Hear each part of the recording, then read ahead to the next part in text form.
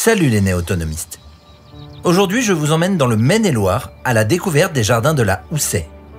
Valentin, prédestiné à suivre une voie professionnelle en gestion, s'est reconverti et nous ouvre les portes de son univers où poussent plus de 500 variétés de légumes, aromates et fleurs comestibles. Depuis 7 ans, il redonne vie à une serre du 19e siècle et partage ses connaissances sur les réseaux sociaux. Le résultat ? Un lieu enchanteur qui attire de plus en plus de visiteurs. Ce reportage vous est présenté tout de suite sur l'Archive.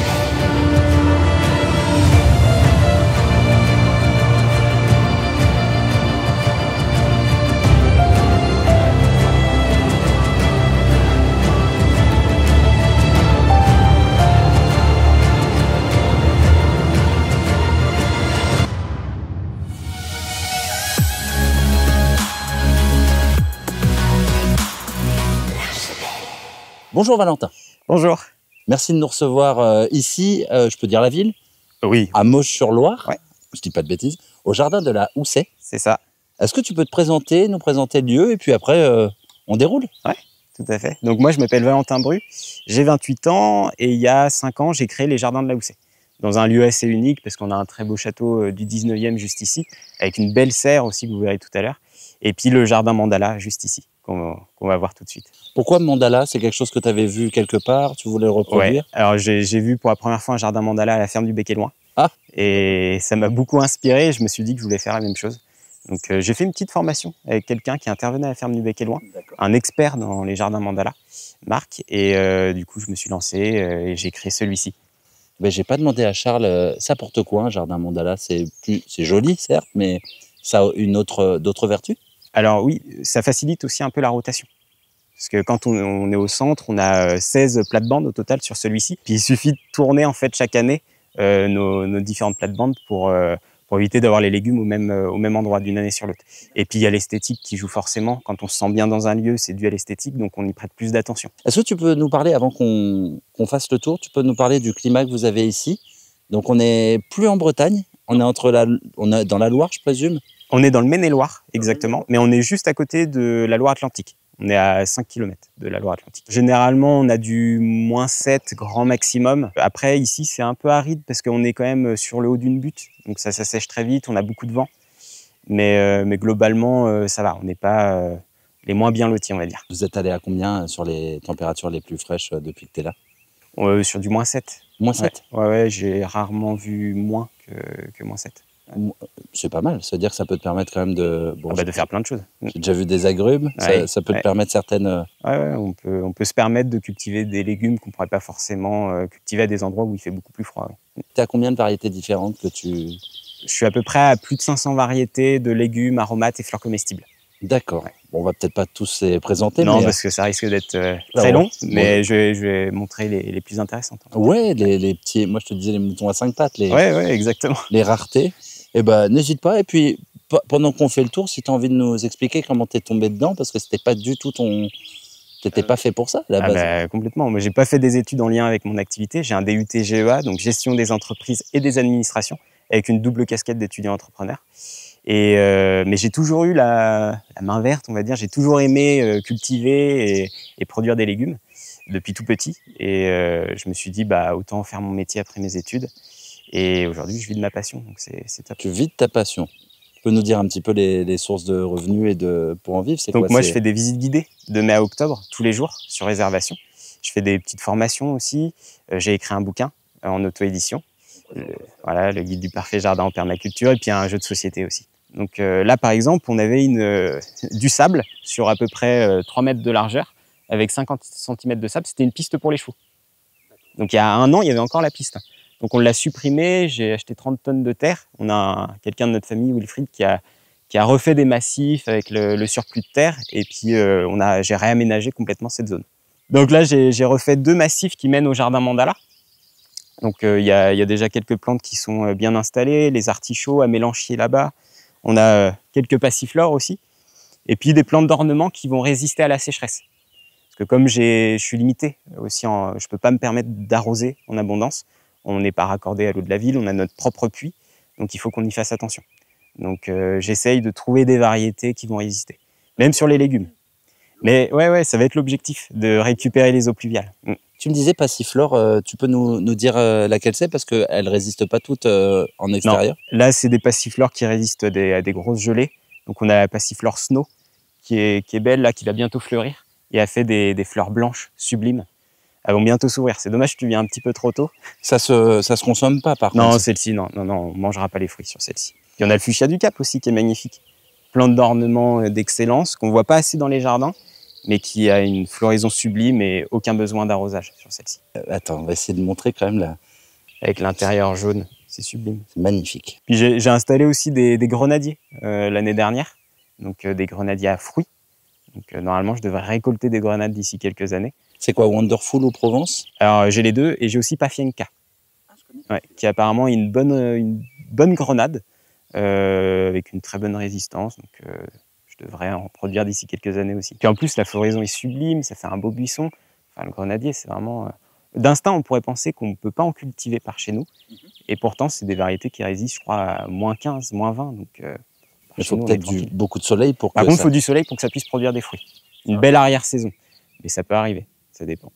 Donc, il y aura des années où tu vas juste regarder et y croire et d'autres où tu vas pouvoir goûter. Exactement. C'est bien de tenter. Bah, il faut, de toute façon, il faut. Ah oui. Petite astuce aussi, pour faire des petits tipis. Moi, j'utilise beaucoup le fer à béton. Parce que ça pourrit pas, contrairement au bois. Ça va durer des décennies. Et on peut faire grimper toutes sortes de plantes. Surtout discret. Je pense qu'une fois que ça pousse, on ne le voit pas. On le voit même plus. Là, sur la variété, justement, la passiflore Snow, eh ben, on a un tipi en fer à béton. On le voit quasiment plus. Et puis, c'est pas le fer à béton extrêmement épais. Tu prends le... Non, il est très fin. 6 ou du 0,6. C'est le moins cher. Et puis, ça dure. Oui, parce que tu me disais, quand je suis arrivé, ça a été une passion. Mais tu m'as dit que tu étais en budget limité pour la partie jardin. Ah bah, au début, complètement. J'autofinance tout ce que je fais ici. Donc c'était un peu difficile. J'avais un prêt étudiant en plus sur le dos, donc il fallait pouvoir le rembourser et financer tout ce que je faisais au potager. Donc j'étais beaucoup sur le bon coin, à acheter des plantes au départ, faire beaucoup d'échanges de graines. Mais ça s'est fait. Puis après, j'ai la chance aussi d'avoir des chevaux, donc j'avais déjà beaucoup de matière organique pour pouvoir l'installer au potager. C'est une excellente ressource. Il n'y a pas mieux que le fumier, je trouve. Puis après, on fait notre foin aussi sur place. Donc on a des prairies là-bas et on fait de la petite botte. Là, l'année dernière, on a fait 600 petites bottes. Ouais. C'est du boulot. Hein. Heureusement, on a des amis qui viennent nous aider. Donc on fait ça à plusieurs sur une journée. Mais c'est physique. Mais voilà, au moins on fait notre propre foin. Ça permet de nourrir les chevaux aussi avec. Un week-end, un bon repas et puis tu ça. Ça, je vais le préciser parce qu'on risque de me le demander dans le reportage. On est mi-mai. Oui. Vous avez eu que de l'eau depuis... Que de l'eau. Et il fait froid en plus. Donc là, j'ai planté quelques tomates, mais j'aurais même pas dû parce que il fait pas assez froid. Elles ont du mal à se développer. Ils sont énormes tes artichauts. Alors c'est pas de l'artichaut. Cardon. C'est du cardon. Donc ce qu'on mange, c'est le pétiole. C'est ce qu'on a ici. Et c'est un peu contraignant à faire parce qu'il faut les faire blanchir. Donc c'est en hiver qu'on fait ça. On rassemble toutes les feuilles ensemble, on les attache, on met quelque chose d'opaque dessus, carton, toile de jute, et on va les manger souvent pour le repas de Noël. D'accord. Ça se consomme comment, tu disais, il faut bien le faire? Eh ben, on fait blanchir le pétiole, c'est ça. Et on le mange souvent en gratin. Moi, honnêtement, ça fait plus de 15 ans que j'ai du cardon. J'en ai jamais mangé. Ah ouais? Ouais, c'est contraignant, il faut les éplucher. Enfin, il y a toute une préparation. Donc, je mange de temps en temps la fleur, comme l'artichaut. Okay. Mais il y a moins de choses à manger que dans un artichaut. Alors déjà, dans un artichaut, il n'y a pas grand-chose. Là, il y en a encore moins. Et je m'en sers surtout, moi, d'aimant à pucerons. J'ai 3 plantes comme ça qui vont servir à attirer les pucerons et les concentrer à un seul et même endroit. Donc on a le cardon, on a le fenouil vivace et on a l'absinthe. Oui, l'absinthe, ouais. Moi aussi, je faisais pareil. Donc ça permet d'avoir les pucerons au même endroit et ensuite vous avez les prédateurs qui vont arriver. Donc larves de coccinelle, larves de cirfe. Elles vont faire un véritable festin et après on est débarrassé. Moi, j'ai jamais de pucerons dans mes haricots. Donc tu dis open bar en début de saison. C'est ça. Ouais. Et comme ça, ouais, ça attire après les prédateurs. Ouais. Et après, on est tranquille. Il faut savoir qu'une larve de coccinelle, c'est à peu près 400 pucerons qu'elle va manger en une journée. Donc ça va très vite. Donc c'est pour ça qu'il y a du cardon partout autour du jardin mandala. Et en plus, c'est beau parce que la floraison est sublime, le feuillage aussi, c'est assez esthétique. C'est une plante, si on a de la place, parce que c'est assez volumineux, ça peut être intéressant d'en intégrer à proximité d'un potager. Ah ouais, tu m'étonnes. Attends, hop, je remonte un peu. C'est une belle bête. Et ça a 1 an. Non, ça c'est beaucoup plus vieux. Tout ce qui se trouve autour du jardin mandala et dans le jardin mandala, c'est à peu près 5 ans. 5 ans? Ouais. Ok. Là, c'était une prairie il y a 5 ans. Donc, il n'y avait rien du tout. Il y avait des chevaux qui étaient ici. Et du coup, ils piétinaient aussi le sol. Donc, c'était très tassé. Donc, c'était assez compliqué au départ. Mais voilà, au bout de quelques années, on arrive à avoir un résultat correct, on va dire. Ouais, c'est pas mal. Correct. Ils sont humbles, les jardiniers. C'est très correct. Il faut être humble en jardinant. Bah, de toute façon, ouais, on parlait de la patience et de l'humilité aussi. Ah ouais, complètement. Et puis, on apprend toujours aussi. On a beau avoir nombreuses années d'expérience, on apprend tous les jours. C'est toujours une nouvelle plante à mettre au jardin. Toujours. Moi, j'en découvre tous les ans. Tous les ans. Et c'est ça qui est passionnant. C'est que c'est sans fin. Là, à l'entrée, on a aussi du kiwai. Ah oui. Ouais, première fois qu'il fleurit, donc je suis content. J'espère manger les premiers kiwai cette année. Ça, c'est excellent. Ça fait des petits fruits, ça ressemble au kiwi. C'est beaucoup plus petit, on mange la peau, on mange tout. Et ça a un goût de bonbon, c'est exceptionnel. Moi, je voulais absolument avoir un espace ombragé. Parce que là, on est quand même en plein cagnard. Donc l'été, ça cogne. Donc j'ai décidé de construire ce dôme en fer à béton. Donc très facile à mettre en place, c'est pas hyper cher. Et j'ai décidé de faire grimper de l'Akebia kinata. Donc c'est une fleur que j'adore. Floraison incroyable au printemps, très odorante en plus. Ça se consomme, c'est comestible, il me semble. La fleur, non. Ni le feuillage, mais par contre, ça fait des fruits. Alors le fruit, j'y ai goûté pour la première fois l'année dernière. Il est très atypique, hein. Il s'ouvre en deux. Il y a une espèce de gélatine blanche à l'intérieur, avec beaucoup de graines. Donc on va faire fondre la chair à l'intérieur de notre bouche, et les graines, on les recrache. Elles sont énormes, donc c'est difficile à avaler. Mais c'est plutôt bon. Ça a un goût de fruit exotique. Je veux dire un peu comme le fruit de la passion, la gélatine et la... Ouais, ça ressemble un peu au fruit de la passion. Il y a des notes de fruit de la passion. On n'a jamais goûté de ça. Ça vaut le coup. Après, il y a tellement de graines à l'intérieur que ça gâche un petit peu l'expérience. Mais voilà, c'est amusant et puis c'est toujours intéressant quand même à manger de temps en temps. Peut-être le passer au tamis ou passer la gélatine au tamis. Pour... Ou dans un extracteur de jus peut-être, j'ai pas essayé. J'ai eu que 2 fruits l'année dernière, donc j'ai goûté comme ça. Et c'est pas facile aussi d'avoir des fruits sur l'Akebia kinata. Il faut soit 2 variétés différentes, soit la même variété, mais avec une génétique différente. Il faut pas que ça soit bouturé en fait sur le même pied mère. Ouais. Et généralement, quand on achète dans une pépinière, ça vient du même pied mère, donc c'est la même génétique et on n'aura pas de fruits. Donc moi, j'ai intégré en fait une autre Akebia. Il y en a une qui est morte en fait dès la première année. Toutes les autres ont bien poussé, hein, sauf celle-ci qui est morte dès la première année. Donc je sais pas pourquoi. Donc là, j'en ai planté une nouvelle et c'est une variété à fleurs blanches. C'est où, excuse-moi ça? Elle est juste ici. Donc elle commence à prendre l'assaut de la structure. Ouais. Mais ouais, une belle variété à fleurs blanches. Et cette structure, t'as déjà l'an dernier, tu l'as déjà testée? Ah oui, elle a 5 ans. Alors le problème, c'est qu'on a eu une énorme tempête au mois d'octobre. Ouais. Ça a vraiment soufflé très très fort. Et le fer béton en fait a tordu. Il s'est tordu. Donc elle était quasiment couchée. Donc j'aurais dû faire un renfort au niveau des pieds pour éviter justement que ça bouge de trop. Mais elle est un peu tordue. Alors du coup, là, au centre du jardin mandala, on a l'Akebia kinata, mais on a aussi pas mal de fleurs pour attirer les insectes pollinisateurs. Comme ça, s'ils arrivent jusqu'au centre, ils vont passer aussi par mes courges. Donc on retrouve pas mal de bourrache, qui elle, une plante un peu pionnière au potager. On la sème qu'une seule fois et après on en retrouve partout. Donc c'est assez intéressant. En plus, on peut manger la fleur. Donc, et elle se ressème toute seule. Donc vraiment, elle a plein d'aspects positifs. On retrouve aussi de la plante curry. Donc le feuillage a une odeur de curry, elle a une très belle floraison. On a plein de variétés de sauge aussi qui fleurissent et qui vont attirer des insectes pollinisateurs. Donc voilà ce qu'on retrouve globalement au centre du jardin. Et après, on a 16 plates-bandes au total aussi. Là, le jardin mandala fait à peu près 700 mètres carrés en comptant les espaces avec de l'herbe. Au total, c'est 225 mètres carrés cultivés. On s'en rend pas forcément compte quand on est au centre du jardin. Ça paraît petit, mais finalement, c'est une surface assez importante. On pourrait penser au premier regard aussi qu'il y a une perte d'espace entre chaque plate-bande. Elles sont très très éloignées les unes des autres. Mais c'est dû à mon activité en fait. J'ai des groupes assez conséquents, parfois on peut être une trentaine dans le jardin lors des visites. Donc il fallait qu'on puisse circuler facilement sans marcher sur les plates-bandes. Tu vends pas de plants par contre, tu disais? Non, je vends pas de plants. Tu vas faire des frustrés parce qu'il y en a ils vont se dire je veux Forcément. Je vends un petit peu de graines, je travaille avec des semenciers et sur des graines assez rares qu'on retrouve pas partout. Tu veux les citer? La courgette popcorn, par exemple. qui est une variété que je trouve incroyable, qui n'est pas assez connue. C'est la meilleure courgette au monde pour moi. Elle n'a pas du tout le goût d'une courgette traditionnelle. Là, on se rapproche du cœur d'artichaut en termes de goût. Alors, elle est assez atypique, c'est dommage. Là, je ne peux pas en montrer, il n'y en a pas encore assez de saison. Mais elle est toute boursouflée et il faut la manger jeune pour éviter que la peau soit dure. Et on la fait bouillir 10-15 minutes et ensuite on peut la faire venir dans un filet d'huile d'olive avec du persil, de l'ail. C'est un régal, quoi. Elle est fondante en bouche. On peut le consommer comme une courgette classique, sauf que ça a beaucoup plus de goût. Donc c'est plus intéressant dans l'assiette. Ouais, parce que la courgette, en milieu de saison, t'en peux déjà plus, quoi. Bah ouais. Alors que la courgette popcorn, ça, il n'y a aucun souci. On peut la manger toute la saison sans lasser. Et pour gérer tout ça, t'es tout seul ou tu me disais, il y a quand même ta compagne qui t'accompagne justement de temps en temps? Oui, c'est ça. J'ai ma copine Sophie qui vient de temps en temps m'aider, me donner un petit coup de main au jardin. Parce que mine de rien, il y a pas mal de boulot. Et puis elle est passionnée aussi. Elle a un métier complètement différent. Donc voilà, elle m'aide régulièrement. Surtout sur les récoltes. Parce qu'elle aime bien transformer et puis manger ce qu'on cultive. Donc ouais, elle est indispensable ici. Ouais. Toi, t'aimes planter et elle aime récolter. Ouais, c'est exactement bon, ça. Le couple parfait, vous êtes bien trouvé. Donc vous êtes deux à gérer tout ça.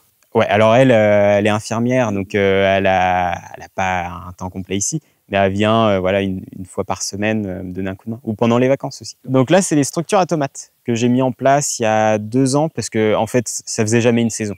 Avec le poids des tomates, la plante, parce que moi, il y a 2 écoles, moi je taille pas mes tomates. Ah. Ouais. On taille pas les gourmands. J'enlève pas les gourmands. D'accord. J'ai commencé par tailler au début parce que mon grand-père me disait toujours faut enlever les gourmands sur les plants de tomates. Et un jour, je me suis arrêté de le faire par fainéantise un peu, et puis j'ai pu observer la différence. Moi, je trouve qu'on a davantage de tomates sur un pied qui n'est pas taillé, et on a moins de chances de choper des maladies cryptogamiques comme le mildiou. Ah ouais. Ouais. Bah, quand tu enlèves un gourmand, tu crées une plaie. Ouais. Donc par temps humide, il y a plus de chances de choper des maladies. Moi, j'aurais dit plus de matière égale garder plus d'humidité, donc plus de chances de... Non. Moi, j'ai eu qu'une fois du mildiou sur 15 ans de jardinage à peu près.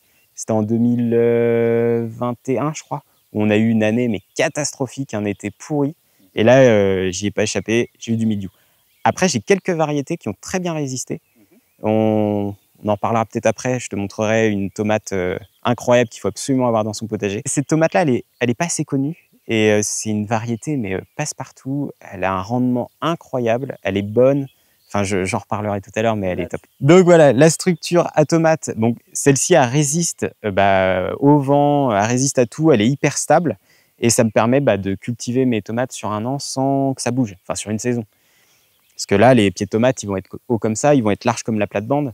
Donc si on n'a pas quelque chose de robuste, ça a tendance à casser. Surtout les bambous. À la fin de l'année, généralement, ils pètent au pied et j'ai le pied de tomate qui est par terre. À cause de l'humidité et de... À cause de l'humidité, du vent.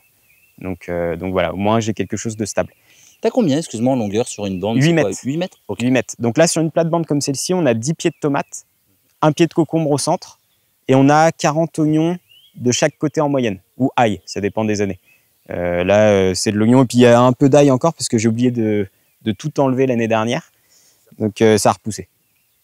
Mais sinon, là, c'est de l'oignon. Donc ce qui fait que sur une petite surface, je suis assez productif. Au total, c'est 80 oignons, du basilic à récolter au fur et à mesure des besoins ou entre les pieds de tomates, et puis des kilos de tomates sur l'ensemble de la saison. Après, au niveau des associations, on peut lire tout et son contraire. Donc moi, je fais au feeling, par expérience. Si je vois qu'il y a une association qui n'a pas fonctionné, je ne vais pas la renouveler. Mais sinon, j'essaye de mélanger à peu près tout. Par principe, par contre, j'essaye de ne pas mettre les légumes d'une même famille ensemble. Par exemple, je ne vais pas mettre les pommes de terre à côté des tomates. Parce que si un jour on a du mildiou, ça peut facilement s'étendre de la pomme de terre à la tomate ou de la tomate à la pomme de terre. Donc j'essaye de ne pas mettre les légumes d'une même famille ensemble. J'essaye de mélanger au mieux tout et j'essaye aussi de faire ma rotation d'une année sur l'autre. Donc le problème aussi des structures comme ça à tomates, avec les piquets et tout, c'est que c'est un peu plus chiant à déplacer d'une année sur l'autre. Donc là, l'année dernière, ils étaient ici, là je les ai déplacés là cette année. Mais ça demande un petit peu plus de travail effectué. Mais ça se fait. Après, il y a des choses manquantes, forcément. Là, il va y avoir c'est des tipis pour le concombre du Mexique. Donc, c'est un mini concombre qui fait 2-3 cm grand maximum. Moi, j'adore ça, je trouve ça super bon. Moi, je les fais confire, en fait, comme des cornichons. Et c'est un régal, c'est hyper productif. On en récolte des centaines sur un pied. Donc ça, c'est le genre de variété hyper intéressante à intégrer au potager. En extérieur, du moment que ça gèle pas, je mange des tomates jusqu'à fin octobre, hein, souvent. Ouais. Comme je taille pas, j'épuise pas mon pied de tomate aussi. Ouais. Donc généralement, on produit sur plus longtemps. Alors les fruits peuvent être légèrement plus petits que si on taillait notre pied de tomate. Et encore, j'ai des variétés, j'ai la chocolat strip notamment, qui fait des fruits gros comme ça sur des pieds qui sont absolument pas taillés. Donc voilà, historiquement, en fait, on taille nos pieds de tomate pour pouvoir la conduire plus facilement, la tutérer plus facilement. Mais grosso modo, je trouve que si on n'est pas maraîcher, je trouve ça plus intéressant en termes de production de les laisser s'épanouir comme elles le veulent. Donc là, on a une structure pour les courges donc, qui est assez massive, hein, fait avec des piquets, tout simplement. Donc ce que j'utilise comme piquet aussi, c'est châtaignier ou acacia. Parce que c'est des bois, surtout l'acacia qui est quasiment imputrescible. Donc là, on en a pour plus de 30 ans. Et du coup, je fais grimper mes courges dessus. Parce que la première année, j'avais pas de structure pour les courges. Et ça courait partout. Donc pour les visites, c'était un peu... c'était pas évident parce que les gens marchaient sur les courges, sur les tiges, donc c'était pas pratique. Donc j'ai mis ça en place et je l'ai fait grimper. Ce qui fait que je gagne en espace. En plus, c'est esthétique parce qu'on a des grosses courges qui pendent sur la structure. La plus grosse que j'ai récoltée faisait 8 kg. Donc ça tient, hein, c'est solide. Et ce qui fait que sur une petite surface, j'arrive à produire beaucoup. Là, la plus belle année, sur 25 mètres carrés, donc 2 structures comme celle-ci, plus une butte pour les courges, j'ai récolté 250 kg. Ça va, tu as eu ta saison. Il y a eu de quoi faire. C'était difficile de tout consommer, il y en avait tellement. Et j'ai à peu près 35 variétés de curcubitacées. D'accord. Elles s'hybrident pas? Ah si. Moi, je récupère pas mes graines d'une année sur l'autre, sur les courges. À part sur certaines variétés. Parce que l'hybridation, en fait, elle se fait seulement dans une espèce. Donc les courgettes, en fait, vont s'hybrider qu'entre elles. Une courgette n'ira jamais s'hybrider avec un butternut. Donc, et il y a quelques variétés comme ça. Le kiwano, par exemple, c'est une curcubitacée. Le kiwano est tout seul dans cette espèce. Donc, on peut récupérer les graines d'une année sur l'autre sans craindre que ça se soit hybridé. Pareil pour le cocombe du Mexique. J'en ai parlé tout à l'heure. Ça, on peut récupérer les graines d'une année sur l'autre. Mais voilà, sur les courgettes, j'ai plein de variétés différentes. Donc là, il y a forcément des hybridations. Donc, je récupère pas et je rachète d'une année sur l'autre les graines. C'est fou, on entend vachement le va-et-vient des pollinisateurs. Ouais. Donc, Et en plus, là, cette année, j'accueille des ruches. Ouais. Donc, j'ai 6 ruches. C'est ma copine qui m'a payé ça, une formation à l'apiculture. Je l'ai vu, un post dessus. Donc, c'est Timothée qui s'en occupe, il me forme et on produit un petit peu de miel. Là, on a fait 20 kilos de miel. Mais le printemps était pas terrible. Donc voilà, on mange maintenant notre miel des jardins de la Houssaye. C'est génial. Ouais. Monsieur a son miel. Alors là, bravo. Franchement, c'est top. Et bon, c'est surtout grâce à Timothée, c'est lui l'expert. Donc là, il m'accompagne vraiment et il est passionné et passionnant. Donc c'est top d'avoir. Fais de la pub, hein, n'hésite pas pour les... Ouais, bah Timothée, vive les abeilles sur Instagram. C'est un super travail. C'est partagé. Merci à toi, Timothée. Donc là, on a encore une structure avec des tomates. Donc là, 10 pieds de tomates aussi, un pied de cocombre au centre. Et là, par contre, c'est de l'ail. D'accord. Donc il y en a 40 de chaque côté, je crois, en moyenne. Et normalement, on devrait être autonome en ail sans problème. Au total, je cultive à peu près 70 variétés de tomates. Ok, bon, bah, on arrête le suspense. C'est laquelle t'as préférée, Valentin, la que tu recommandes? Eh ben, la tomate de Berao. Berao? Comment tu l'as? De Berao. C'est D-E plus loin B-E-R-A-O. Et c'est une variété exceptionnelle. Elle peut être assez volumineuse. Le pied peut faire jusqu'à 5 mètres.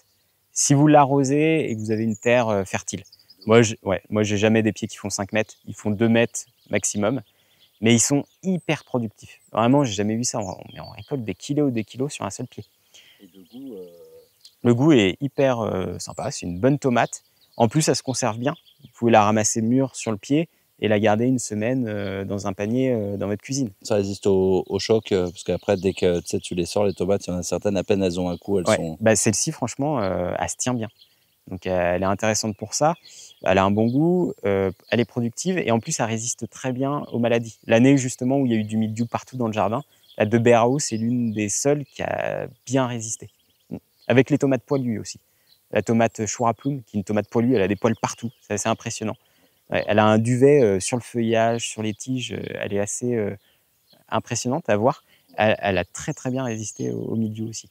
Bon, bah, que les grainiers et semenciers ne soient pas étonnés si la Berao Il y a de la commande là, tu lui fais une belle pub là. La de Béraud, elle est exceptionnelle et on la retrouve chez à peu près tous les semenciers. Donc je la conseille vraiment, c'est une super tomate. C'est quoi devant? C'est un poivrier ou Oui, ouais, bah on peut en parler. Le Sichuan? Non, c'est pas le Sichuan Le celui-ci. Timut? C'est le Timut. Timut. Timut. Timut, c'est celui qui s'occupe des abeilles. Timut. Donc le Timut que j'ai depuis, là ça doit être sa 3e année. Ok, Donc, ça a du mal à partir, mais après ça explose. Ouais, après ça pousse de fou. Là j'ai eu les premières, alors c'est pas la baie qu'on utilise, c'est la bogue, ce qui entoure la baie. Le péricarpe. Exactement. Elle demande, hein, Ah, quand même, non, au tu bout de t'y 200 connais. visites, si je ne l'ai pas noté celui-là. Et alors la graine, c'est déjà dur et surtout c'est insipide. Ah mais elle a aucun intérêt gustatif, la graine, c'est vraiment l'enveloppe qu'on va utiliser en cuisine. Et on peut utiliser le feuillage aussi, qui est très très aromatique. Et ça c'est une plante qui est increvable. C'est hyper résistant à la sécheresse, il n'y a rien à faire, il y a juste à récolter. Par contre c'est un peu piquant. Un peu moins que le poivrier du Sichuan. Le poivrier du Sichuan est juste à côté. Il est là, lui aussi, il rentre sur sa 3e année. Et là, ça y est, on commence à avoir de belles récoltes. On voit là, il est en fleurs et il y en a partout. J'ai envie de te dire, c'est presque un classique maintenant en France. On le conseille pour les personnes qui veulent commencer, qui veulent avoir un petit truc à récolter. Ouais. C'est bon aussi, il faut C'est bon, le poivre du Sichuan, c'est l'un des poivres les plus chers dans le commerce. Alors qu'on peut le produire sans problème partout en France. Ça résiste à -15, ça résiste à la sécheresse. Franchement, si on a un petit peu de place, il ne faut pas hésiter à en intégrer, même dans une haie. Par contre, ça peut devenir gros. Après, ça se taille. Donc ça accepte bien la taille. Là, je vais devoir le tailler de toute façon pour qu'on évite de se griffer à chaque fois qu'on passe à côté parce que les épines sont quand même assez violentes. J'en ai un nouveau, là, un poivrier du Sichuan, mais à feuillage violet. Et il est sublime. Je ne l'ai pas encore planté, il est dans la serre, mais je vais essayer de l'intégrer ici. Mais incroyable, on a une différence de feuillage qui est saisissant et il est sublime. J'ai eu un gros souci il y a 2 ans avec les campagnols. Et j'ai été envahi à un point où même les pieds de tomates étaient sectionnés à la base. Les haricots à rame, pareil, tous sectionnés à la base. Ils mangeaient tous mes légumes racines. C'était une catastrophe. Vraiment, il fallait que je fasse quelque chose. Et la façon que j'ai utilisée pour réguler, c'était des petits pièges, donc on en voit un là-bas. Je vais montrer parce que Ouais. c'est pratique et tu peux après tu les tues pas et ça les... Non. Après je les libère chez le voisin. Sympa, c'est un pote. Non, je les libère dans ma forêt et puis de l'autre côté d'un ruisseau pour être sûr qu'ils ne reviennent pas. Mais voilà, c'est ce petit système-là. Donc je mets un appât, généralement je mets un bout de pomme de terre au fond. Ils viennent la chercher et ça se referme derrière eux. Et ils sont pas morts. Et ils sont pas morts. Et j'en ai attrapé plus de 150 quand même, il y a 2 ans, avec ces petites cages. Donc j'en ai une vingtaine, j'en avais mis partout. Et c'est comme ça que j'ai pu réguler. Mais le campagnol, ça peut être vraiment compliqué à gérer quand il y en a vraiment beaucoup. C'est dévastateur. Ouais. Donc voilà, j'ai dû réguler. Là, j'en ai quasiment pas. Après, ils n'aiment pas aussi les hivers très pluvieux. Parce que ça inonde les galeries, ça noie les petits. Donc c'est comme ça aussi qu'on peut les réguler. Après, souvent, les populations de campagnols, c'est cyclique. On a des pics, je crois, c'est à peu près tous les 4 ans, où on se retrouve avec une surpopulation. Et après, souvent, ils sont un peu bêtes, hein, les campagnols. Moi, j'arrivais à les choper à la main, des fois. Quand je faisais, je mettais un légume en terre, je tombais parfois sur une galerie, je voyais un campagnol sortir, donc je le chopais et j'allais l'emmener ailleurs.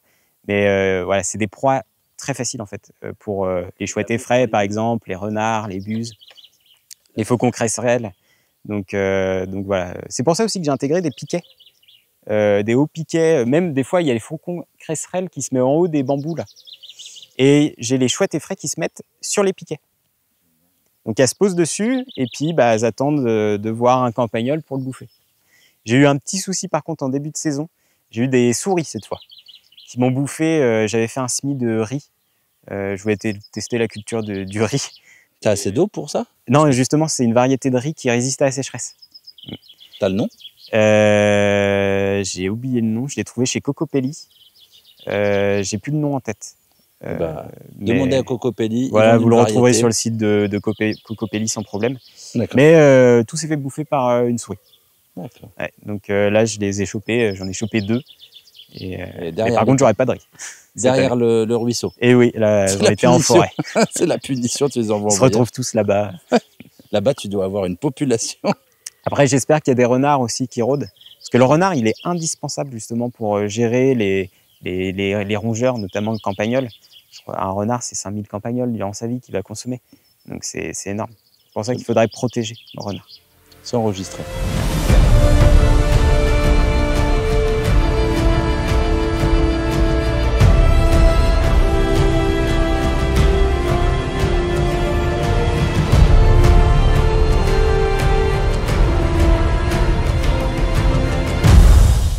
Valentin, Ouais. la pièce maîtresse? Bah ouais, c'est l'ancien potager, donc où on a justement la très belle serre et puis les carrés aromatiques. Quand tu dis ancien potager, c'est de la propriété. Ouais, Explique-nous un peu l'histoire justement de ce lieu et surtout du potager, combien il faisait avant et tout. Ouais, et bah en fait, dans les années 1900, on avait une grande famille qui habitait ici, la famille Bordier. Et c'était des gens relativement riches, hein. C'était leur maison de vacances ici.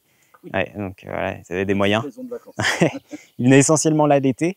Et il y avait beaucoup de personnel sur place. Il y avait une dizaine de maraîchers qui travaillaient à plein temps là. Donc le jardin faisait plus d'1 hectare à l'époque. Et il s'occupait aussi de à peu près une vingtaine d'hectares de parcs. Donc c'était très très bien entretenu. Le végétal était très présent ici. Et du coup, bah, là c'est l'ancien potager où la plupart des jardiniers passaient leur temps. 1 hectare à l'époque. À l'époque, ouais, il y avait à peu près 1 hectare. Et maintenant, tu es sur combien?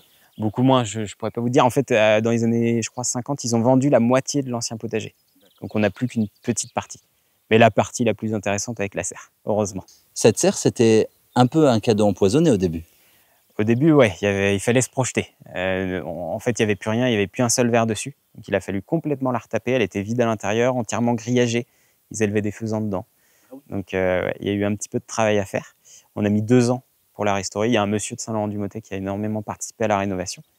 Moi, j'étais encore jeune, hein, j'avais une dizaine d'années, donc j'ai pas participé. J'ai fait pas mal de choses après à l'intérieur. Parce qu'il y a 5 ans, elle était encore vide, il y avait que de la plante d'ornement à l'intérieur. Donc ça a bien évolué.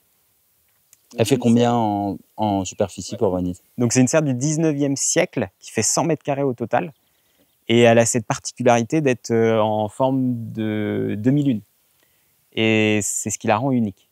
Oui, j'en ai. Alors, en 200 reportages, c'est la première fois que je la vois. Ouais. Et je crois que c'est ce qui m'a sauté aux yeux avant de connaître les jardins de la Houssaye. Et je pense que c'est maintenant indissociable des jardins. Ah bah complètement. Et puis c'est vraiment ce qui fait sa particularité. Le côté arrondi, elle est impressionnante. J'ai une chance folle de l'avoir. Mais entretien pas simple. Entretien pas simple. Ouais. Après, il y a souvent des verres qui pètent, donc il faut les changer. C'est quelques acrobaties à faire à chaque fois pour en remettre. Mais voilà, ça vaut le coup. On la voyait pas trop au début. C'était un peu en friche, tu disais, dans le coin. Alors ici, ouais, c'était en friche. Il y avait rien. C'est moi qui ai planté 90% des arbres qui sont ici. J'ai commencé très tôt. C'est pour ça qu'on a des sujets qui commencent à être assez importants. Et globalement, en fait, on n'avait que de la poire et de la pêche. C'est tout ce qu'on avait en fruits ici. C'est déjà bien. Hein. C'est mieux que rien. Depuis, voilà, on récolte beaucoup plus. Abricots, cerises, nachis, prunes, on a tout. Et plantes aromatiques aussi, tu fais pas mal. Et beaucoup de plantes aromatiques, ouais. Je suis un abatteur d'infusion, donc là, il y a moyen de faire pas mal de choses. Donc voilà, on peut rentrer à l'intérieur, Allez, voir ce qui j'avoue, s'y cache. t'es le roi du suspense. Hein. C'est entre tout à l'heure les tomates et ça. Et il y a quelque chose que les personnes, malheureusement, ne pourront pas sentir. Ouais. Quand je suis rentré tout à l'heure, que tu nous as fait visiter, Valentin, est-ce que tu peux nous parler de je ne connaissais pas du tout et je recommande mais vivement Ouais, ça. mais c'est la tagette lémonie. C'est une tagette qui est incroyable. Elle a une odeur de fruit de la passion. Et il suffit de la bouger légèrement et ça sent partout dans la serre. C'est en plus une tagette qui est comestible. On peut l'utiliser en infusion, faire des bouillons de légumes avec, faire plein de choses. Elle a une belle petite floraison en plus. Donc c'est assez esthétique. C'est une tagette qui est vivace jusqu'à -5. Donc on peut même l'intégrer à l'extérieur. Elle disparaît l'hiver par contre. Donc il faudra bien la pailler et elle peut repartir au printemps. Par contre en serre, elle reste comme telle. Elle devient immense en fin de saison. Généralement, elle atteint les 2 mètres, plus de 2 mètres de haut. Donc j'ai tendance à la recouper à la base pour qu'elle refasse un beau feuillage. Tu me disais que tu n'as pas vu beaucoup de serres. J'envoie un message. Hein. Si des personnes ont des serres aussi belles, bah, manifestez-vous parce que c'est quand même rare ce genre de... C'est très rare. Et malheureusement, il y en a beaucoup aussi qui sont à l'abandon. Moi, j'ai des gens qui m'appellent régulièrement pour me demander comment on a fait pour la rénover. Parce que si on fait un devis par un artisan, enfin, ça coûte les yeux de la tête. C'est pour ça que nous, on l'a fait nous-mêmes. Et voilà, ils ont souvent besoin de conseils sur comment rénover ce genre de structure. Il y a des Oya, je pense que tu as... Alors, des Oya qui ne sont pas installées, normalement, elles vont être à l'extérieur. Là, je les ai posées juste comme ça.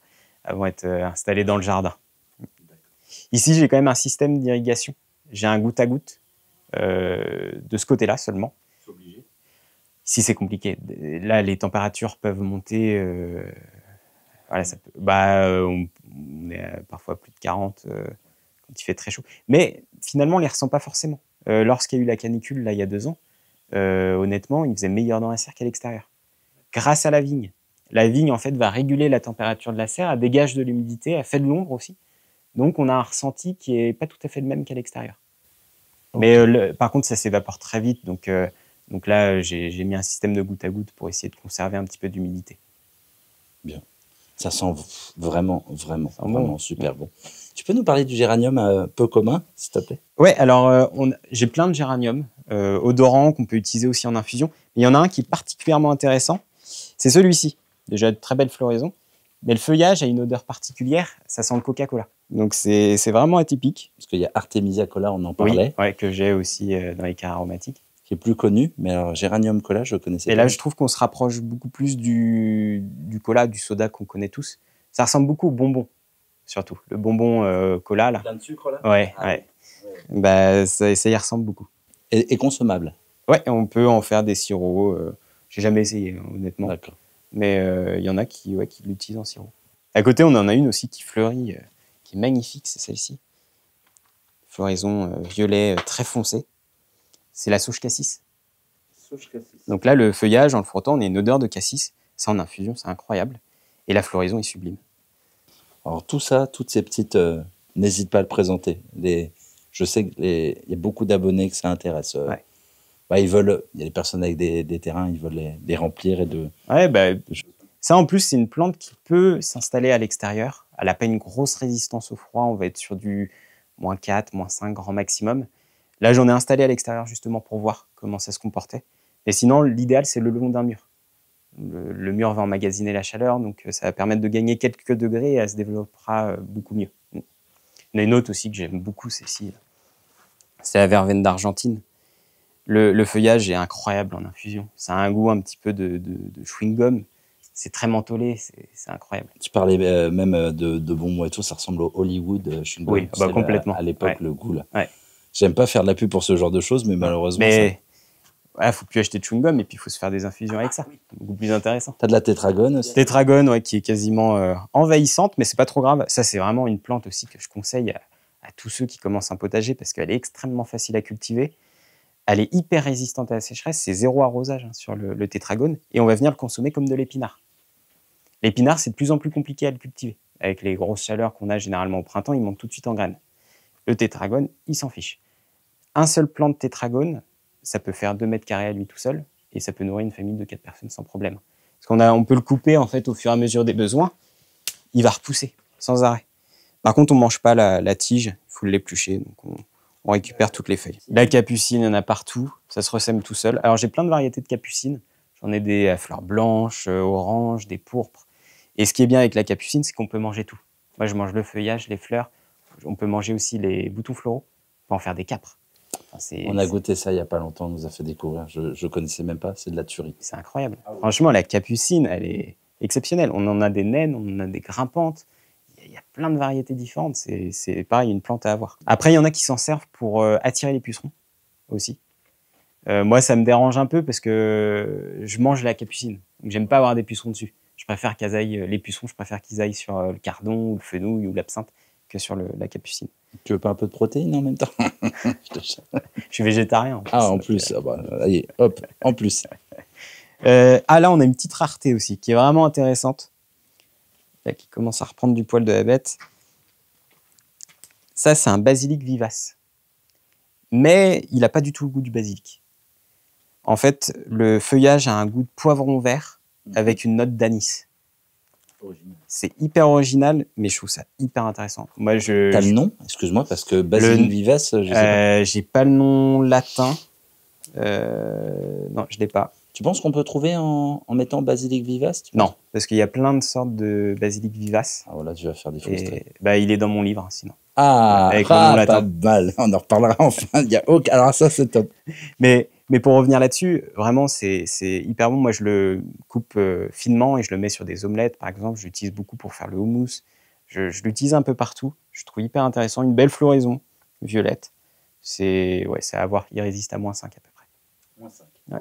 De mémoire, je crois que c'est ça, -5. En serre, ça passe. Sans problème, ouais. Ouais, c'est une serre non chauffée ici.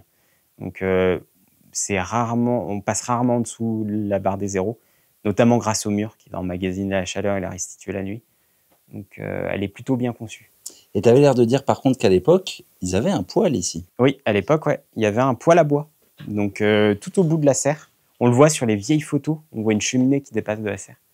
Donc, c'est comme ça que j'en ai déduit qu'il y avait un poêle. Puis, avec aussi des retours de gens qui sont passés par ici, à l'époque, les anciens, qui m'ont dit qu'il y avait bien un poêle à bois ici. Malheureusement, tout ça a été retiré, supprimé. Il n'y avait vraiment plus rien. Même les briques ici, hein, c'est moi qui les ai posées. Il n'y avait rien. Et normalement, le plan de travail initial, il faisait toute la serre. Donc, il y avait 20 mètres de plan de travail. J'ai perdu un pied de vigne, je suis dégoûté, parce qu'elle était aussi vieille que ce pied-là. Et ça couvrait l'ensemble de la serre. Donc, raisin d'Italie, en plus des grappes énormes. On se régalait. Et du coup, j'en ai perdu un. Et personne ne sait vraiment ce que c'est comme maladie. On suppose que c'est l'ESCA, mais sans grande conviction. Ce ne serait pas ce qui a ravagé les vignes en Europe, le phylloxéra? Non, c'est pas le phylloxéra. Ça m'a été confirmé. Ce serait plutôt l'ESCA, ouais. Il a brûlé sec, quoi. Enfin, En fait, c'est le feuillage qui a commencé à devenir jaune avec plein de petits points sur le feuillage. Et en 2 semaines, le feuillage était cramé, mort, et le pied n'est jamais reparti. Ouais. Donc c'est vraiment dommage, mais bon, c'est comme ça. Là, celui-ci, j'espère qu'il va tenir, qu'il ne va pas nous faire la même chose, parce nous, les premières grappes, là, c'est mois d'août. Et beaucoup plus tôt, mois de juillet, sur l'autre variété, qui est de l'autre côté. Et tu t'es renseigné comment éviter l'ESCA, justement? C'est quoi Non, j'en ai parlé, moi, avec un vigneron qui connaît bien le sujet, et il n'y a pas grand-chose à faire. Ça peut arriver subitement, comme ça, à cause d'une grosse sécheresse ou voilà, un pied qui n'était pas fort pour comme un cancer pour la vigne, quoi. Je pense que ça peut s'apparenter à ça, ouais. Et je vois que il y a la maison du bananier pas loin. il y a quelques bananiers. Ouais, donc c'est comestible sur oui, la page, bananier Moussa d'Adjiao. Donc le bananier qui est censé produire des bananes en serre froide dans notre région. D'accord. J'en ai planté 2. Lui, il est un peu plus jeune, mais il y a l'autre là qui est beaucoup plus grand. Ah oui. Le souci que j'ai, c'est que j'ai 2,50 m. Et c'est un bananier qui fait 2,50 m à taille adulte. Donc on est juste. Et là, il est un peu à l'étroit. Et ce serait génial de manger les premières bananes des Mauges. Je ne sais pas si c'est possible, mais ça serait marrant. Les Mauges. Alors, les Mauges, c'est la région, je présume? Ouais, Mauges-sur-Loire, c'est dans le Maine-et-Loire. Là, il y a une plante aussi qui est intéressante. Alors, c'est dommage, les physalis, mais ma copine, elle les mange systématiquement. Elle en laisse pas une seule, parce qu'elle adore ça. C'est la physalis peruviana, le coqueret du Pérou. Donc, ça fait plein de petites clochettes, et à l'intérieur, on a un gros fruit orange, qui est absolument délicieux. Et les gens sont souvent déçus, c'est ce qu'on retrouve généralement sur les pâtisseries. Et on se bat rarement pour l'avoir. Mais ça n'a pas du tout le même goût que celle que je cultive. Là, quand je le fais goûter, parce que parfois pendant les visites guidées, quand j'ai une abondance comme ça de fruits, je le fais souvent goûter et on me dit souvent que ça a des notes de noix de coco. C'est très très fruité. Après, il y avait sûrement plusieurs variétés. Là, c'est bien la physalis peruviana, donc il n'y en a qu'une. Mais je sais pas, son goût est vraiment hyper intéressant. Après, le fait peut-être aussi qu'elle soit en serre, je sais pas, ça joue, c'est peut-être plus sucré. C'est une plante vivace aussi, hein. Donc on en profite toute l'année en fait des physalis. C'est ça qui est génial. Là, j'ai planté un tamarillo juste ici, mais qui s'est fait défoncer, je sais pas par quoi. Il y a quelque chose qui mange son feuillage. Tamarillo, ça s'appelle aussi l'arbre à tomates. Ça fait des fruits jaunes ou rouges. Il y a 2 variétés. Et voilà, j'ai hâte de manger les premiers, mais ça va être dans quelques temps. Puis là, on a le poivrier du Mexique, avec son feuillage là qui est sublime, très très belle fleur, feuille plutôt.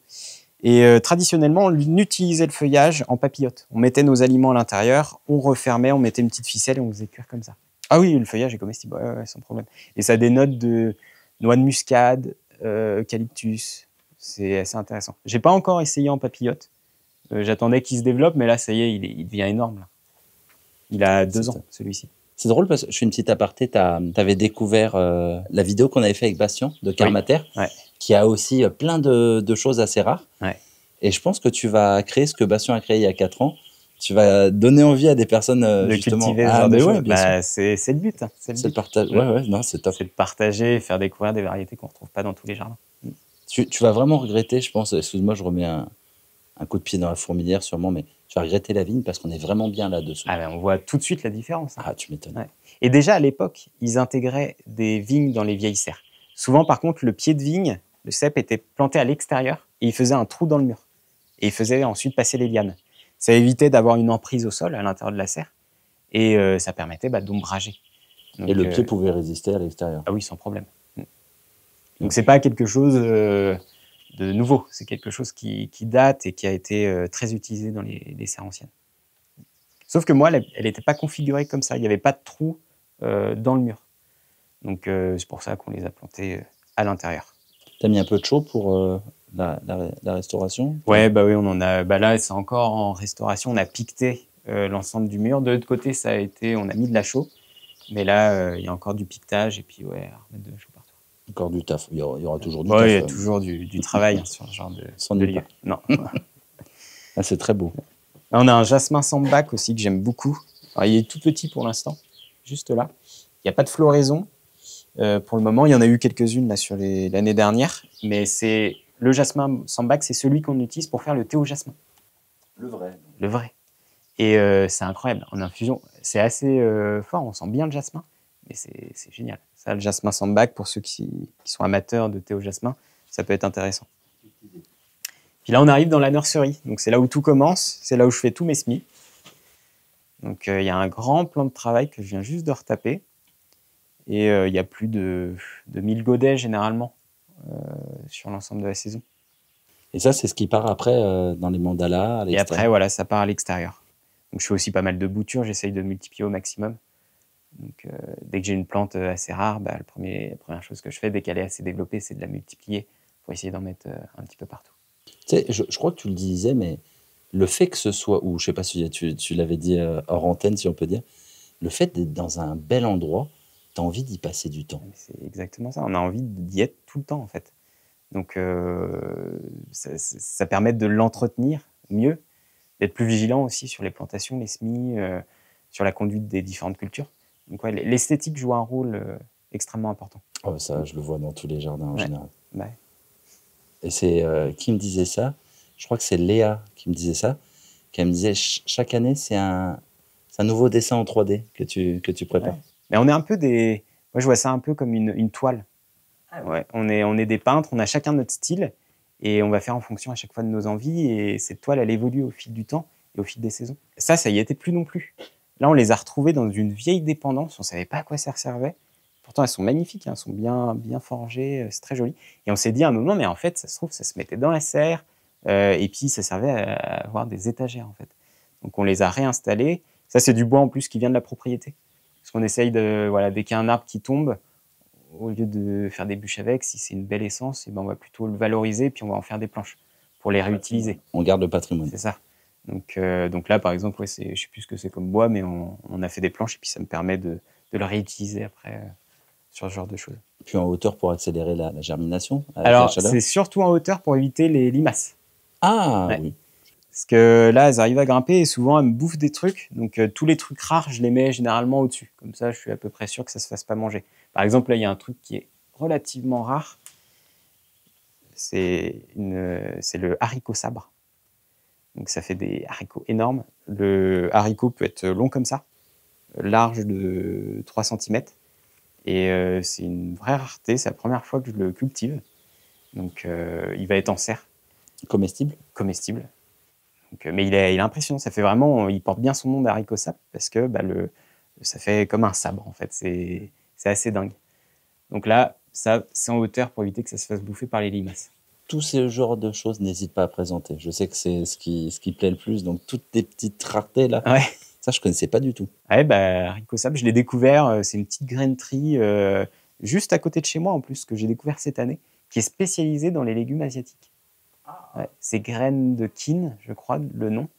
Et elle a plein de variétés comme ça que je ne connaissais pas. Un tomatillo qui est très spécial, c'est le tomatillo Queen of Malinalco. Déjà le nom pour le retenir, c'est pas évident. C'est l'un des plus gros tomatillos au monde. Il est énorme, il est jaune. Donc il est enveloppé comme la physalis. Le goût par contre est très particulier. Moi par exemple j'aime pas. Je le cultive pour le présenter quand même aux visiteurs. Je le fais goûter aussi, comme je le mange pas. Mais le goût est très particulier. Il y en a qui me disent que c'est un goût de vache qui rit. Je fais goûter. C'est marrant, je m'attendais à tout mais sauf ça. Moi, je m'attendais à quelque chose de très fruité. C'est comme ça qu'ils le vendent d'ailleurs sur les sites où j'ai acheté les graines. Mais alors moi, je retrouve pas du tout le fruit. C'est spécial. Ouais. Mais il y en a qui adorent. La vache qui rit, il y a des fans, ça c'est sûr. Moi, je trouve ça vraiment spécial. Mais bon, je le cultive quand même pour le présenter puis conserver la variété aussi. Tomatillo, Queen of Malinalco. Au Finzer. C'est dur de retenir tout ça. Tu vois, combien de fois, là, je t'ai déjà dit, tu t'en souviens, tu me dis, ah là, je l'ai pas. Mais au bout de 200 variétés, on est perdu. Toi, tu arrives à 500-600. Donc, je les connais toutes. Mais après, c'est aussi par passion, on retient beaucoup plus facilement. Donc, non, et puis ça fait des années pour certaines que je les cultive. Donc, non, je retiens bien. Je te suis sur les curiosités, n'hésite pas. À côté, c'est pas vraiment une curiosité. On le sait, c'est un truc de Jamaïcain, ça. Non, pas ça. Mais juste ici, l'avocatier.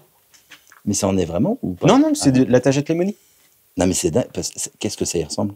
Non. Mais par contre, j'ai déjà cultivé du cannabis, du chanvre, variété autorisée avec un taux de THC très faible, mais ça se cultive très facilement. C'est de la mauvaise herbe. Mais ouais, quasiment. Mais c'est hyper intéressant parce que c'est un très bon paillage aussi. Donc, moi, je l'utilise pas pour le consommer, mais je l'utilise surtout parce que c'est une belle plante. Avocatier As, donc l'avocat le plus connu qu'on retrouve dans le commerce. Okay. Mais là, il est greffé sur du zutano. Donc, il a une résistance au froid qui est un petit peu plus forte. On est sur du -4, -5. Donc, en serre, il n'y a pas de souci. Et l'objectif, c'est de manger des avocats. Par contre, c'est des arbres qui deviennent très, très grands. Donc là, je vais voir s'ils supportent la taille. Il n'en faut pas plusieurs, normalement, pour que... Et lui, c'est un auto-fertile. C'est pour ça qu'il est intéressant. Et il fait des fruits de 300 grammes à peu près. Et je sais que c'est possible parce que je connais quelqu'un pas très loin d'ici qui a déjà récolté des avocats. Et en plus, avocatier cultivant en pot. Donc là, il est en pleine terre, il sera largement mieux. Donc, il est bien parti, là. Il a un beau feuillage. Il a 2 ans. Puis là, tu peux voir aussi le nombre de grappes de raisins. Mais c'est la folie. Là, on en a des milliers, je pense, de grappes. C'est fou. Par contre, c'est pas un raisin exceptionnel. On ne sait pas trop ce que c'est. Ça pourrait être du Léon Millau, peut-être. Mais il est bon, mais il y a des pépins dedans. Après, là, on a un pomelo paradisi, résistant à du -6, je crois, de mémoire. Forte croissance, il peut faire 6 mètres, celui-ci. Donc là, il va falloir que je taille. Et puis, il a une vigueur, c'est assez impressionnant. Il était haut comme ça, il a déjà pris ça là, en quelques mois. Donc là, j'ai de bons espoirs sur celui-ci. Ah oui, un petit point aussi sur la serre, j'en ai pas parlé tout à l'heure. Avant, je cultivais beaucoup de tomates dans la serre. Et un jour, j'ai eu la tuta qui arrivait jusqu'ici. C'est un papillon nocturne qui pond sur les solanacées, surtout sur les tomates. Et la chenille va creuser la tige principale, les feuilles et les fruits. Moi, en 2 semaines, j'ai perdu tous mes pieds de tomates. C'était en mois de juillet, mes pieds de tomates étaient immenses, il y avait plein de tomates dessus. J'ai dû tout couper au ras et brûler. Et une fois que la tuta est installée dans une serre, c'est très compliqué de s'en défaire. Donc j'ai arrêté la culture des tomates pendant, là ça doit faire 4 ans que j'ai arrêté. J'en ai remis 2 cette année, ici, pour voir si elle est encore présente. Mais je peux plus cultiver de tomates. Ça, c'est l'erreur peut-être de trop planter d'un genre, d'une variété. Après, la tuta, il y en a peu qui échappent. Elle est arrivée en Espagne d'abord en 2007, et puis après, elle a remonté toute la France. Je ne sais pas comment elle est arrivée jusqu'ici, par contre. Je ne sais pas, mais voilà. Et une fois qu'on l'a, c'est compliqué. Mais il y a plein de maraîchers qui sont très, très embêtés par ça. Et après, sur la partie arrière, et je me demande, c'était peut-être fait exprès, c'est quoi? C'est une transition pour pas avoir trop chaud? C'est quoi? Soit ils voulaient avoir un petit peu plus de chaleur, donc ils ont compartimenté en fait la serre. Après ici, c'était le sas où il y avait justement le poêle à bois, qui n'existe plus malheureusement. Et à droite, en arrachant un rosier qui était à l'étroit en fait ici, donc je l'ai arraché. Je suis tombé sur tout un tas de briques, notamment un endroit qui est façonné à gauche. Donc je sais pas trop ce que c'était. Ça pourrait peut-être éventuellement être un bassin où ils stockaient le bois ici pour le mettre ensuite dans le poêle à bois. Je sais pas. Donc là, je vais continuer de creuser pour essayer de découvrir un petit peu le mystère qui se cache là-dessous. C'est vrai que le fait d'avoir un lieu historique, tu dois à chaque fois découvrir des nouvelles choses. Tu penses que tu as tout découvert et au final, il y a toujours des nouvelles choses qui apparaissent. Complètement, ouais. L'histoire qui ressort. C'est quoi ça? C'est succulente? Oui. Alors, je crois que de mémoire, c'est l'aonium. On appelle ça aussi le chou en arbre. Voilà, c'est très joli. Mais ça se mange pas. Mais ça se mange pas, oui. Moi, j'aime bien les trucs qui se mangent. Ah, ça se voit pas du tout. Ou qui se consomment en thé. Oui. En infusion. Donc là, c'est une zone qui est plutôt récente. Ou c'est juste la structure qui est récente? Alors moi, en fait, mon potager était là. Avant que j'aille créer le jardin mandala, mon jardin était ici. Ouais. Et le problème que j'ai ici, c'est que j'ai une plante envahissante. C'est l'oxalis. Et c'est terrible. Moi, ça me rend fou. Là, elle n'est pas encore sortie. Elle va sortir là d'ici quelques semaines. Et il y en a partout. Mais vraiment, je suis envahi de chez envahi. Il y a des bulbilles là absolument partout. Donc, ça devenait très compliqué de cultiver là. Donc, c'est pour ça que j'ai migré là-bas. Ok. Mais là, t'as pas l'air de trop en souffrir pour l'instant. Ah, parce qu'elle n'est pas sortie encore. Là, tu reviens dans un mois, c'est des tapis. Des tapis. Et ça, il n'y a pas une autre plante qui arriverait pour la chasser? L'oxalis, c'est vraiment impossible de s'en défaire. Le seul moyen, c'est d'enlever la terre sur 1,50 m de profondeur et puis de la changer par autre chose. Et puis évidemment, tu n'as que ça à faire. Ouais. C'est chiant. Donc c'est pour ça que j'ai converti un petit peu cet espace. Puis aussi, une chose, c'est que j'ai une terre, j'ai pas du tout le même sol que dans le jardin mandala. Là, il y a eu beaucoup d'apports de sable, de fait. Donc j'ai une terre sableuse et du coup, sans arrosage, c'est très compliqué ici. Donc c'est pour ça que j'ai mis plutôt des plantes aromatiques. Je me suis adapté en fait au terrain. Tu m'as montré une plante tu nous as fait, bon, on va pas le regoûter en le filmant, mais qui a un goût sucré. Ouais, qui remplacerait qui serait comme la stevia un peu dans. Ouais, ça y ressemble vraiment. C'est une ronce à feuilles sucrées. Tu veux on peut aller la voir. Elle est encore un peu jeune, donc on va essayer de pas la. Ouais, c'est une trouvaille de cette année, donc elle est toute petite. Donc c'est celle-ci. Donc en plus là, il y a le nom latin pour ceux qui veulent la retrouver sur Internet ou dans les pépinières. Elle a un feuillage qui s'apparente à celui du cannabis, du chanvre. Encore. Mais le feuillage est comestible et il a un goût très sucré. Et on a goûté, on confirme. C'est assez bluffant. Assez bluffant. Ça ressemble à la stevia. C'est une ronce en plus sans épines. Donc elle se palisse très facilement. Et on la coupe au fur et à mesure des besoins. Et en plus, ça fait des fruits. Donc un fruit qui se mange, qui apparemment a un bon goût. Et je pense qu'en infusion, on va pouvoir sucrer comme ça nos infusions. Et ça va être hyper intéressant. Je cultive déjà de la stevia. Mais ça, c'est un petit plus qui va être top. Et surtout, ça a l'air d'être... parce que la stevia, peut-être que je vais dire une bêtise, mais c'est pas persistant. Alors si, en serre, moi, elle est vivace. Mais ça résiste pas à des grosses gelées. Donc elle disparaît l'hiver, elle repart au printemps dans la serre. Là, en extérieur, on peut sans problème la cultiver. Elle résiste de mémoire à -20, -25. Bon, ça va. On est tranquille. Ça va. On n'est pas en Sibérie ici. Non. Je voulais qu'on fasse juste une petite... qu'on le salue, parce que tu as un plan de chez Viticabrol. Ouais, exactement. Ah, on le salue parce que ces vignes, il m'en avait envoyé, on avait fait une vidéo, il m'en avait donné. Franchement, ça part direct. Ouais, franchement, là, j'ai une vigne Isabelle que j'ai achetée, Arpa, et puis la Zemira qui est juste là, qui sont des variétés résistantes. Donc, normalement, pas de maladie sur ces variétés-là. Zemira, en plus, ça ressemble un petit peu au raisin d'Italie, avec des grains, par contre, qui sont roses.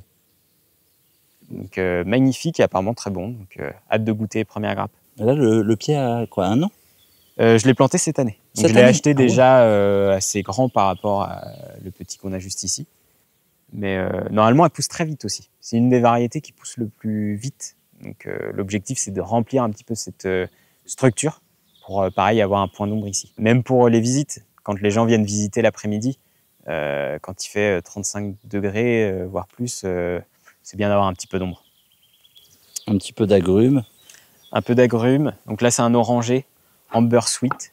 Tu l'as eu il y a encore cette année, celui-là? Ouais, là, je l'ai planté au mois de mars, donc très récent. Donc là, il refait des petites feuilles. Et puis de l'autre côté, on a un mandarinier, Migawa.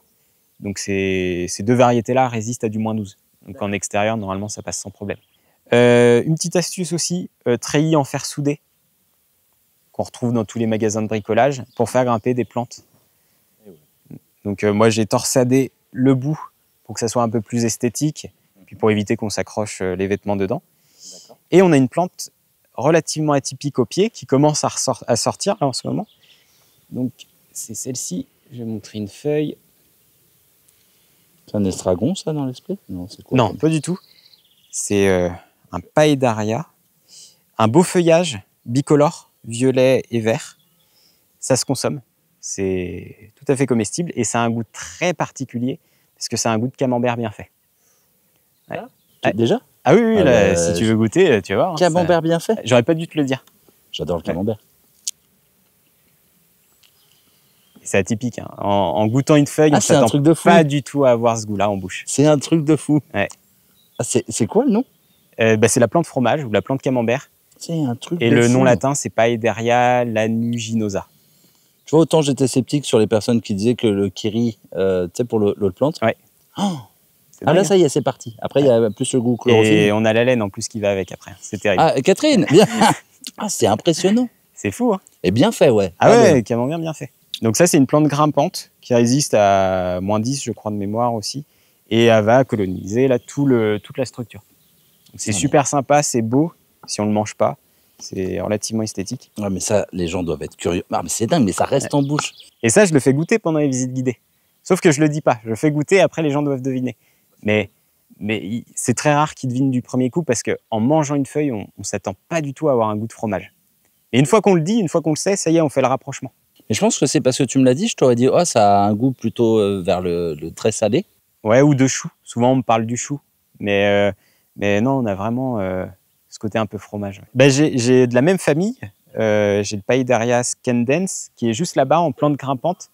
Non, mais on se rapproche un petit peu de ce goût-là. C'est un goût de chou. Donc, plante grimpante, très résistant à la sécheresse, floraison incroyable. Et puis voilà, le feuillage a un goût de chou. Donc, assez intéressant aussi. Là, en petite rareté que j'ai découvert cette année, c'est celle-ci. Juste là. Alors ça, moi, j'adore. Je suis tombé fan de cette plante. On dirait un peu d'herbe. On dirait de l'herbe, hein, franchement. C'est du jonc japonais, licorice, et le feuillage a un goût de réglisse. Et ça va aller mieux. Ouais, c'est bien, ouais, on n'a pas fait l'inverse. Ça va faire passer le goût du fromage. Merci beaucoup. Alors, je t'ai donné une jeune... Ah oui, ouais, mais très doux, hein. Pas écœurant. Moi, j'aime beaucoup le réglisse, surtout en infusion. Et là, je suis tombé fan de cette plante. Je trouve même que c'est... Bon, peut-être après celle-là, c'est pas fort, parce que ma réglisse, sans plus, on le sent, mais c'est très léger. Ouais, c'est assez léger, mais ça passe super bien. Ça, dans un gâteau, par exemple, une petite tarte, on rajoute ça ciselé, je trouve que ça donne une petite note de réglisse en plus, je trouve ça hyper intéressant. Par contre, j'ai peu d'infos dessus. J'ai eu 2 versions. Il y en a qui disent que c'est une plante semi-aquatique. Et de l'autre côté, il y en a qui me disent que c'est une plante qui est hyper résistante à la sécheresse. Donc, je ne sais pas du tout. Donc, je l'ai... Ouais. Les Japonais, en général, ils ont des moussons. Bah ouais. Donc, je ne sais pas trop. Je vais voir comment elle se comporte cette année. Et tu vois l'oxalis, là, qui commence à sortir partout. Là, tu vois, tout ça s'en est. Donc là, ça va être des tapis. Donc, je suis sans arrêt à l'arracher. Bah, c'est bien, ça te fait après un paillage. Ouais, le problème, c'est qu'on y est tout le temps, quoi. Ça pousse à une vitesse, c'est dingue. Ça doit indiquer quelque chose sur le sol? Même pas. C'est une plante invasive qu'on a retrouvée dans les mauvais composts, quand ils sont mal chauffés. On peut retrouver des bulbilles, ou même dans des plantes qu'on achète dans le commerce. C'est comme ça qu'on le rapporte, en fait, chez nous. Une autre aussi qui est très intéressante, je vais te montrer la différence entre ces deux-là. Hop. Donc ça, c'est l'origan commun, qu'on connaît tous. Attends, ouais. Et là, c'est l'origan zaatar. Et la différence de goût est énorme. Ça, c'est l'origan le plus parfumé. Moi, je le trouve excellent. Il est beaucoup plus fort. Et ça, sur une pizza ou pareil, dans un petit sauté de pommes de terre, c'est incroyable. Lui, finalement, on le trouve relativement fade par rapport à lui. Alors, par contre, à manger comme ça, c'est fort. Ouais, mais agréable. À l'odeur, je le trouve beaucoup plus intéressant. Ça, pareil, moi, je l'utilise beaucoup en taboulet aussi. Quand je fais mes taboulets l'été, j'utilise pas mal l'origan zaatar. Très bon, j'aime bien. Ouais, et justement, je le trouve moins fort que l'origan normal. En goût, hein, en tout cas. Je le trouve beaucoup plus... Il est plus savoureux. Ah ouais, mais il a plus de goût. Il est plus riche en goût, je trouve, qu'un origan commun. Et là, par exemple, il y a le tulbalgia que j'aime beaucoup. Tulbalgia, ça remplace l'ail. On mange le feuillage, les fleurs. Et c'est excellent. En plus, il y a plein de variétés de tulbalgia. On peut en retrouver avec des fleurs oranges, violettes. C'est une plante vivace. Hyper intéressant. Là, on a le thé grec. Donc, on utilise le feuillage, on fait des boissons avec, infusion, même avec une rondelle de citron l'été, avec de l'eau glacée. Super intéressant. Très aromatique. Plante extrêmement résistante à la sécheresse, ça bouge pas, c'est vivace. Belle floraison. Ça, c'est une plante aussi à intégrer au potager. Là, il y en a une aussi que j'aime beaucoup. Verveine sucrante, là, qui commence à repartir. Celle-là aussi, elle est impressionnante. Incroyable. Moi, ce que je préfère sur cette variété-là, c'est pas forcément le feuillage, c'est la fleur. Quand elle est pas encore ouverte, on mange ça, mais comme des bonbons. Ça fait penser à un bonbon très mentholé, sucré, c'est incroyable, super bon. Verveine sucrante, ouais. Ou sucre des Aztèques. Là, on a une structure pour les framboisiers. Parce qu'en fait, j'ai eu un petit souci pendant la tempête d'octobre. Les tiges, en fait, cassaient à cause du vent. Donc, j'ai trouvé une solution. J'ai pris du treillis soudé, encore une fois, que j'ai mis à l'horizontale. Et ça emprisonne, en gros, les tiges de framboise. Ça évite qu'elles plient et qu'elles cassent. Et ça fonctionne plutôt bien. On peut utiliser aussi ce système-là pour des pieds de tomates, pour des dahlias, pour éviter qu'ils se couchent. Enfin, je le trouve hyper intéressant. Puis avec des petits poteaux en chêne que j'ai récupérés à la scierie. Puis là, ils sont bien partis. Valentin, on pourrait faire le tour pendant des heures. Tu es en train de me dire, il y en a plein. Tu en as une dernière? Une petite dernière quand même, c'est ma meilleure plante aromatique, celle que j'utilise le plus, vivace en plus, qui est très très intéressante, qui est juste ici. Donc c'est celle-ci. Elle est petite pour le moment, mais ça va faire un beau petit buisson haut comme ça. C'est l'estragon du Mexique. Ah, mais c'est ça qui permet les rêves. C'est celle-ci? Oui, c'était estragon, excuse-moi. Je ne sais pas si ça me fait plus rêver, mais en tout cas, je la consomme beaucoup parce que son goût est incroyable. Ça a un goût d'anis et d'estragon. Moi, j'aime bien les deux. Et ça, en cuisine, c'est incroyable, quoi. Pareil, dans un petit sauté de légumes, ou même dans le houmous, je l'utilise beaucoup. Plante vivace jusqu'à -10. Et je suis parti du SMI en plus sur l'estragon du Mexique. Parce que pour trouver du plan de ça, c'est pas évident. Moi, j'avais trouvé sur, je crois, Alza Garden, quelque chose comme ça. Ah, ils vendaient du plan? Non, celui qui est... Parce qu'ils vendent de la Garden qui fait que des plantes exotiques, justement. Alza Garden, je pense. Ils ont plein de variétés atypiques. Ouais, il me semble. C'est possible. Il y a 7 ans. Ouais. Et c'est marrant que tu finisses par celle-là parce que ça a été un coup de foudre quand je l'avais acheté. Ah ouais, ça m'étonne pas. Je la trouve exceptionnelle, cette plante. Valentin, merci pour la visite. Merci à toi d'être venu. On sent la passion quand même. Ouais, depuis longtemps. Quand tu dis longtemps, rappelle-moi, c'était jeune. J'ai commencé tout jeune avec mes grands-pères à jardiner et puis ça m'a jamais quitté. Ça t'a jamais quitté jusqu'à changer. Alors c'est ça, je voulais vraiment qu'on en reparle parce que ça m'a marqué. À la base, tu étais destiné, rappelle-nous, à faire quoi sur les études? Moi, j'ai fait un DUT GEA, gestion des entreprises et des administrations. En simple, c'est pour finir Pour finir comptable, on va dire. Ah ouais? Ouais. Mais j'en suis très très loin et c'est pas du tout ce que j'avais envie de faire. Mais après, moi, j'avais une double casquette d'étudiant entrepreneur. Donc, j'entreprenais en même temps que mes études. Ah bon? Et ça me passionnait beaucoup plus que mon DUT. Et tu faisais quoi Alors, mon premier projet, en fait, c'était je voulais créer un restaurant à la cuisine 100% végétale. Excellent. Ouais. Oui, parce que tu es végétarien. Je suis végétarien, mais je ne l'étais même pas quand j'ai voulu créer ce restaurant. C'était juste pour montrer qu'on pouvait manger d'une manière différente et tout en se régalant. Et finalement, ça ne s'est pas fait. Je n'avais pas forcément l'expérience. J'avais une vingtaine d'années. C'était un projet lourd. Tu t'y es pris peut-être trop tôt? Peut-être, ouais. Peut-être qu'aujourd'hui, c'est un peu plus facile à faire ce genre de restaurant, mais à l'époque, c'était un peu compliqué. Puis, j'avais pas du tout les moyens pour lancer un tel projet. Et c'était moins commun, peut-être que maintenant, maintenant, on en trouve un petit peu partout de la cuisine végane, mais c'était moins d'actualité, il y a 6-7 ans. 6-7 ans. Petit instant promo? Parce que tu as écrit un livre que tu nous avais envoyé. Ouais. Le guide du parfait jardin en permaculture. Donc c'est celui-ci qui est sorti il y a 1 an, que j'ai réédité, Donc là, c'est une version augmentée avec une dizaine de pages de plus. Et puis on retrouve toutes les variétés que je cultive dedans. Et bien plus encore, il y a l'histoire de la serre, comment créer un jardin mandala. J'ai essayé de faire le livre le plus complet en 200 pages. En 200 pages. Voilà. Et t'as auto-édité? Et j'ai auto-édité, Bravo. donc j'ai écrit, fait les photos, fait la mise en page aussi du bouquin. Et j'ai financé l'impression. Donc impression en plus, c'est juste à côté, c'est à 50 km des jardins. En plus. Voilà. Made in France en plus. Complètement. Bah bravo, parce que niveau édition, c'est souvent en Italie que c'est imprimé, donc Ouais. c'est déjà bien en Italie. Ouais, mais là, c'est hyper local. On peut pas faire mieux. Je rappelle, on est entre Nantes et Angers. C'est ça, ouais, on est pile entre les deux. Si les personnes veulent faire Une visite des jardins, bah, c'est possible de mai à octobre, tous les jours, mais En sur réservation. C'est bien de le préciser sur réservation. Pour revenir au livre, je mettrai le lien en description si les personnes cherchent. Ouais, Ce sera plus simple. Ouais, c'est gentil. Parce que si je le précise pas, il y en a, ils vont être perdus. Ouais, parce que malheureusement, on ne le trouve pas en librairie du coup. Eh ben, oui. On le retrouve qu'ici, en fait, au Jardin de la Houssaye ou sur le site desjardinsdelahoussay.fr. Et puis sinon, on te retrouve aussi sur Instagram. Sur Instagram, ouais, les Jardins de la Houssaye. Moi, c'est comme ça que je t'ai suivi et que je t'ai connu. Ouais, On peut quand même, rendons à César ce qui appartient à César. Merci Instagram là-dessus. Et alors, tu as créé un jeu de société? Et oui, ça c'est le petit nouveau que j'ai sorti au mois d'août dernier. Donc c'est Bilimbi. C'est un petit jeu de société sur le thème du potager où on va devoir construire son jardin mandala.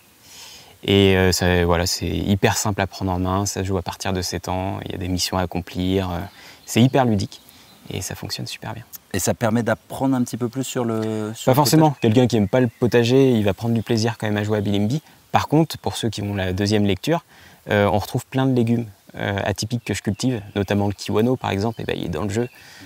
Le tubalga qui remplace l'ail, ben, on le retrouve aussi dans le jeu. Donc voilà, il y a plein de petits clins d'œil au Jardin de la Houssaye à travers ce jeu.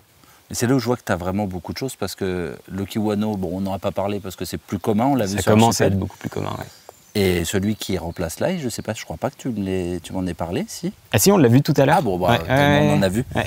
Il y a un moment où je dis, j'aime bien balancer un peu hors antenne, je sais pas si on dit comme ça. Je lui disais, Valentin, t'inquiète pas, ça fait beaucoup là, parce que t'étais reparti. Hein, Ah ouais, bah, il y en a tellement, on s'arrêterait jamais. Hein. Le passionné. Est-ce que tu veux transmettre un message sur les réseaux? Alors bon, toi, tu es déjà sur les réseaux, mais un petit peu moins en vidéo, surtout sur du format long. Est-ce que pour Ouais, les c'est personnes essentiellement du format court. Ouais. Ouais, est-ce que pour les personnes qui te découvriraient, tu aimerais, je sais pas, repartager un peu plus sur ta passion? C'est le quartier libre de l'archipel. Moi, l'objectif à travers les Jardins de la Houssaye, c'est inspirer. Montrer que même sur un petit lopin de terre, on peut faire quelque chose. On peut cultiver en plus des légumes atypiques, des légumes de feignants, ce que j'appelle, des légumes qui ne demandent pas d'entretien, qui sont faciles, accessibles à tous. Et faut pas hésiter, faut être curieux, faut se lancer. Et avec un petit peu de motivation, on arrivera forcément à avoir de bons résultats. Bon, un peu beaucoup quand même au début quand on arrive. Au début, après, il faut se lancer sur des petites surfaces quand on commence pour éviter d'être démotivé et puis garder la pêche et jamais abandonner. Parce que le jardin, c'est passionnant. Ah bah à qui le dis-tu? C'est dans cet espace que tu as commencé, toi Ouais, mon potager, initialement, il était ici. Voilà. Donc sur une toute petite surface, il y avait à peu près 80 mètres carrés de jardin, enfin de potager. Tu avais déjà beaucoup de choses, je parie. Ouais, j'avais déjà une belle collection de tomates et déjà des légumes assez atypiques. Ouais. Eh ben, écoute, c'est fantastique. Et puis j'invite les personnes qui passeraient dans la région à réserver. Ouais, complètement. Puis découvrir ça. Et tu le fais du lundi au vendredi, les visites? Ah non, c'est du lundi au dimanche. Au dimanche? Ouais, c'est tous les jours. Ah oui, c'est plus de la passion, là. T'es prisonnier de ta passion, là, tellement t'es... Ouais, un petit peu, mais voilà, j'adore partager. Ouais, donc, il n'y a pas de souci que ça se fasse 7 jours sur 7 sur une grosse partie de la saison. Eh ben, merci pour cette belle visite, Valentin. Bah, merci à toi. Et merci au Jardin de la Houssaye. Salut. Salut.